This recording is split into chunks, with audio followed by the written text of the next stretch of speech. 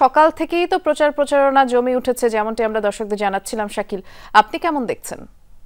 বৃষ্টি ঐশী যেটি বলছিল যে আচরণবিধির বিষয়ে কিন্তু এবার নির্বাচন কর্তৃপক্ষ বিশ্ববিদ্যালয়ের তারা কিন্তু বেশ কড়াকড়ি আরোপ করেছে। তারা কিছু নিয়ম এবং নীতি কিন্তু এরই মধ্যে নির্দেশনা হিসেবে জারি করেছে যে মুক্তিযুদ্ধের স্থাপনা, মুক্তিযোদ্ধাদের নিয়ে কোনো ধরনের বিতর্কিত বা কোনো ধরনের অপ্রাসঙ্গিক এবং অযৌক্তিক মন্তব্য, বাক্য, কথা সেগুলো আচরণ বহির্ভূত বলে গণ্য করা হবে, এমনটাও কিন্তু বিশ্ববিদ্যালয় কর্তৃপক্ষ নির্বাচন কমিশন থেকে জারি করা হয়েছে।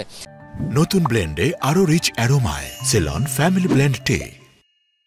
তবে আজকে প্রচারণার দ্বিতীয় দিন ডাকসু এবং হল সংসদ নির্বাচনের হল সংসদগুলোতে এবার প্রায় 1000-এরও বেশি প্রার্থী হয়েছেন এবং সবগুলো হলেই বেশ সংখ্যক প্রার্থীরা রয়েছেন, তারা নির্বাচনী প্রচারণা করছেন হলের অভ্যন্তরে। আর পাশাপাশি কেন্দ্রীয় ছাত্র সংসদেও প্রায় বড় একটি সংখ্যা কিন্তু এবার নির্বাচনে শিক্ষার্থীরা প্রার্থী হয়েছেন।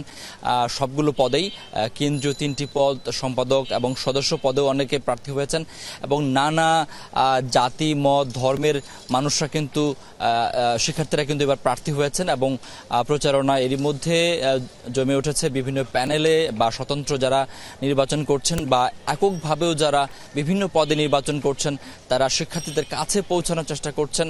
এবার নির্বাচনের একটি বড় মাধ্যম হয়ে দাঁড়িয়েছে সোশ্যাল মিডিয়া, বিশেষ করে ফেসবুক, ইউটিউবের মাধ্যমে শিক্ষার্থীরা প্রচারণা করছেন, প্রযুক্তির ব্যবহার করে তারা প্রচারণা করছেন। যদিও রিটার্নিং কর্মকর্তার কার্যালয় থেকে কিন্তু স্পষ্ট করে বলে দেওয়া হয়েছে লিফলেট, হ্যান্ডবিল এবং পোস্টারের মাধ্যমে, যেটি শুধুমাত্র হাতে বিলি করা যায়, সেটির মাধ্যমেই প্রচারণা করা যাবে। কোনো ধরনের ব্যানার, ফেস্টুন বা বিলবোর্ড স্থাপন করা যাবে না। যদিও অনেকগুলো ব্যানার, ফেস্টুন, বিলবোর্ড কিন্তু আমরা ক্যাম্পাস অভ্যন্তরে দেখেছি, সেগুলো এখন পর্যন্ত অপসারণ করা হয়নি। সে বিষয়ে নিশ্চয়ই রিটার্নিং কর্মকর্তার কার্যালয় ব্যবস্থা নেবে।